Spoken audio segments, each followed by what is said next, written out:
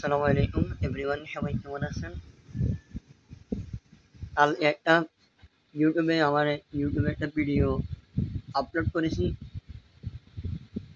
অনেক কষ্ট হয়েছে ভিডিওটা, মানে এই যে আপনার এডিট করতে সবচেয়ে বড় কষ্ট হচ্ছে, মানে এই জগতের মধ্যে সবচেয়ে বড় কষ্ট হচ্ছে ভিডিও আপনার এডিট করাটা আসলে অনেক জটিলতা বিষয়। তো আমি ভাবতে পারি না যে এডিট করার পরে যে মানে ইউটিউবের মধ্যে ভিডিওটা আপলোড করলে যে কপিরাইট আসবে, কি কারণে কপিরাইট আসছে আমার কাছে মনে হয় না। সম্পূর্ণ আমার নিজের ভিডিও, এবং নিজের ভিডিওতে কপিরাইট আসবে এটা আমি কল্পনাবিহীন। তার একটাই কারণ হচ্ছে আজকে কেন এই ভিডিওটা করলাম, এবং যারা ইউটিউবে ভিডিও দিতে চান কখনোই বা অন্য মানে ওই যে আমরা তো আসলে বুঝি না যে ব্যাকগ্রাউন্ড যে সাউন্ডগুলা, এই ব্যাকগ্রাউন্ড সাউন্ডগুলা ব্যবহার করা আসলে ঠিক না।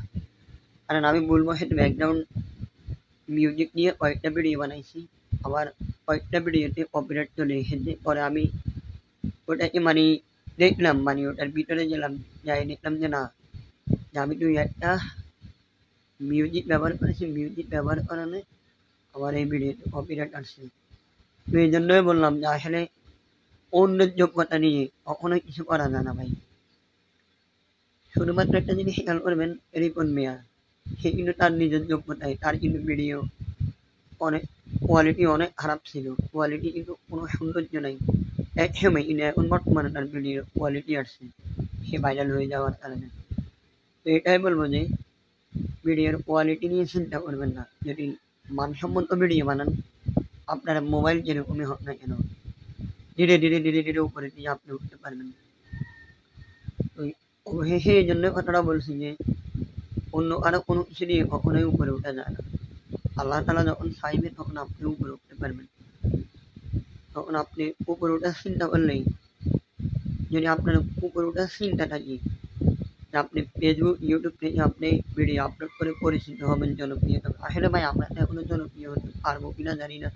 আমাদের ভিডিওতে শুধুমাত্র 20-22 ভিউ হয়, আর আমার তেমন কোনো সাবস্ক্রাইবারও নাই, পেজও কোনো ফলোয়ার নেই মোটামুটি। তো দিন শেষে এটাই বলবো যে মানে নিজেরা ভিডিও বানাই, বা হয়তো বা নিজেদের ভিডিও নিজেরাই দেখি, বা হয়তো বা জোরে গেলে 20-25টা লাইক, সরি 20-25টা ভিউ।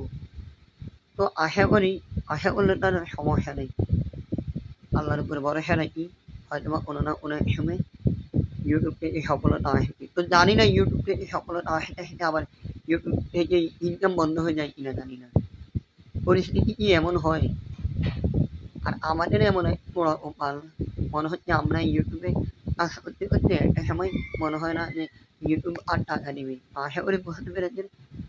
নিজের যোগ্যতা নিয়ে কন্টেন্ট বানাবেন, কোনো ব্যাকগ্রাউন্ড বা কোনো কিছুর দরকার নেই। ধীরে ধীরে ধীরে ধীরে আল্লাহ চাইলে আপনি উঠতে পারবেন ইনশাআল্লাহ। আশা করি বুঝতে পেরেছেন।